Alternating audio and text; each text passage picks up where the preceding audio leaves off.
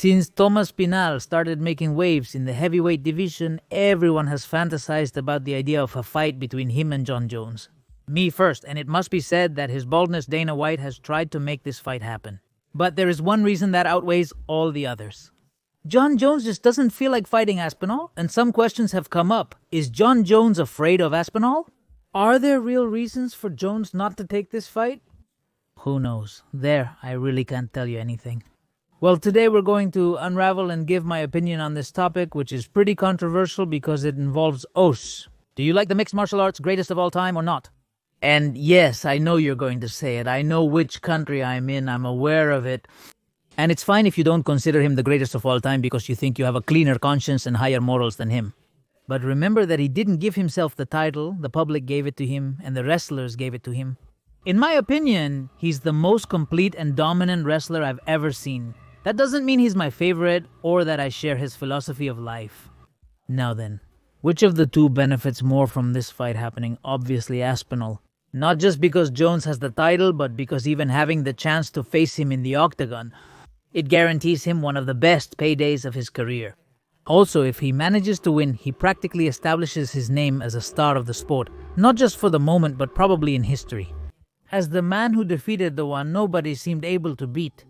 And remember that the only loss Jon Jones has is because of a downward elbow rule, which nowadays isn't even banned. Even if circumstances had been different, he would have definitely won the fight. I can't prove it, but I'm certain. Many of you probably don't remember how McGregor became the lightweight champion, but you do remember the knockout against Aldo. This is not only due to the spectacular knockout, but also because Jose Aldo generally had a huge presence in the scene. He ruled his division and left a great legacy.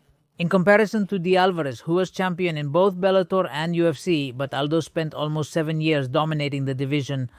For Jones, Aspinall is just another challenger. And before the Aspinall fans show up wanting to hang me by my thumbs, I obviously understand that he's the official challenger and that he's earned his spot fair and square, but he's still just another challenger. What is Tom Pavlovich's most important victory? If they fight and Jones wins, who would be surprised? Probably not many, but if Tom won, obviously it would make headlines everywhere. Jones stated that defeating Aspinall wouldn't significantly enhance his legacy, which is mostly accurate, but has some nuances. If Jones beats him and retires, it's almost certain that Aspinall will end up becoming champion. He'll likely be very dominant and start building a legacy. That's where Jones's victory would truly gain weight if, on the other hand, Aspinall starts to fall.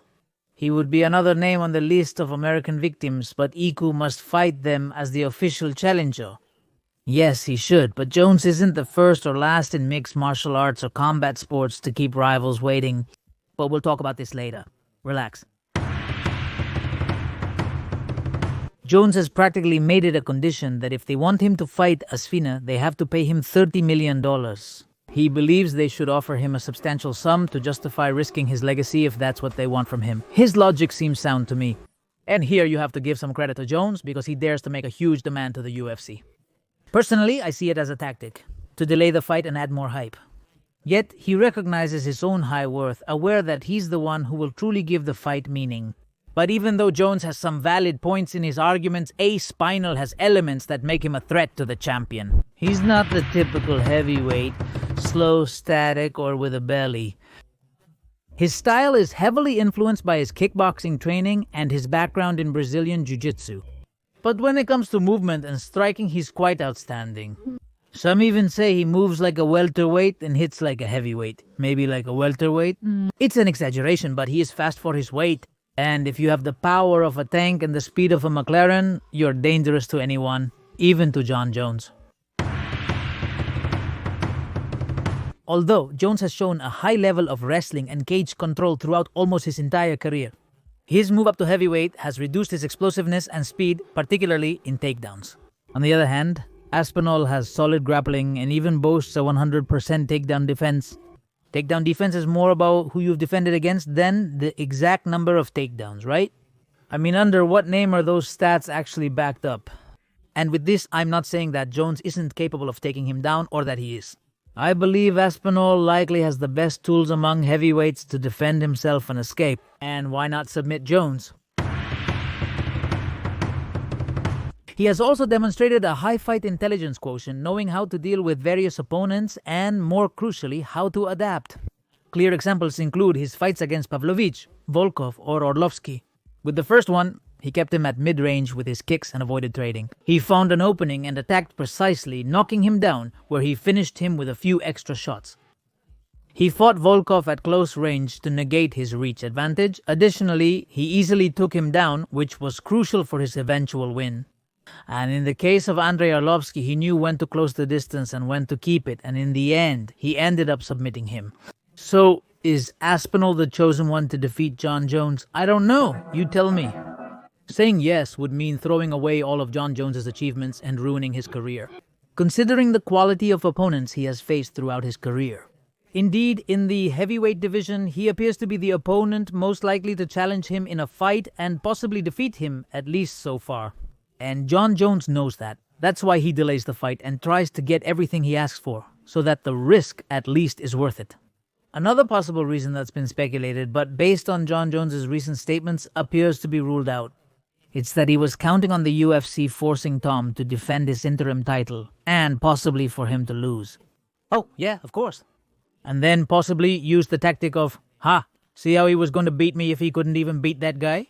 Jones is known for his strategic approach, prolonging fights, and even refusing to engage at times. For instance, when he initially refused to fight Chosonen but later defeated him.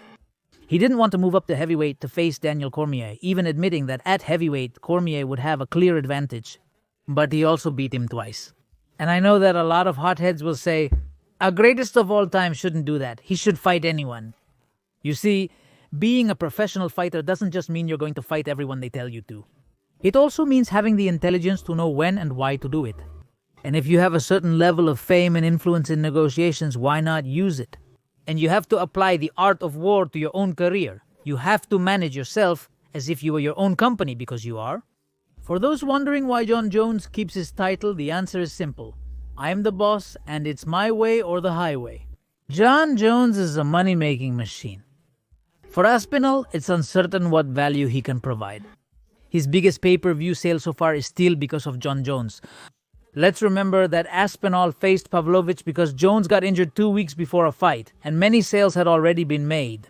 It's estimated to be around 400 to 500,000. And it's also estimated that if Jones had remained the headliner, it could have even reached 1 million. So at least for now, he's neither a seller nor a moneymaker. Dana is more concerned about whether you'll sell a lot for the next UFC event rather than if you'll sell in 2 or 3 years.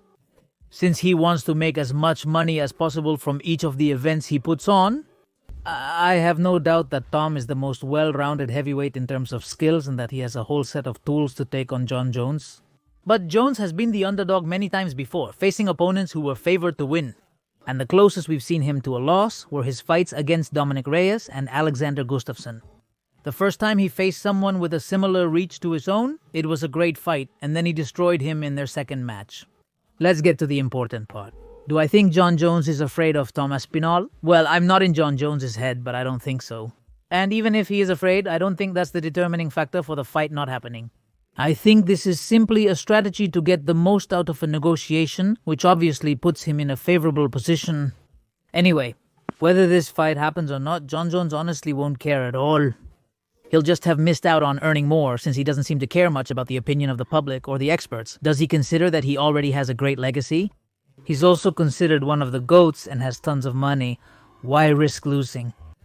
And give Aspinall legendary status when he could just retire and add his fight to the list of matches that never happened? And they suck? That's why he's doing this. He doesn't care.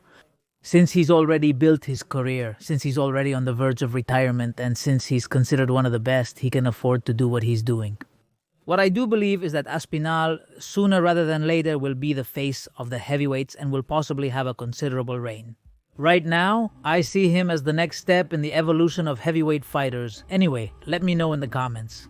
What do you think? Did I miss anything in the analysis? Is Jones really afraid of him? Or is Jones just gonna pull off his last villain move and leave us wanting to see him face the Englishman? Thanks for being here and reading my comments, everyone.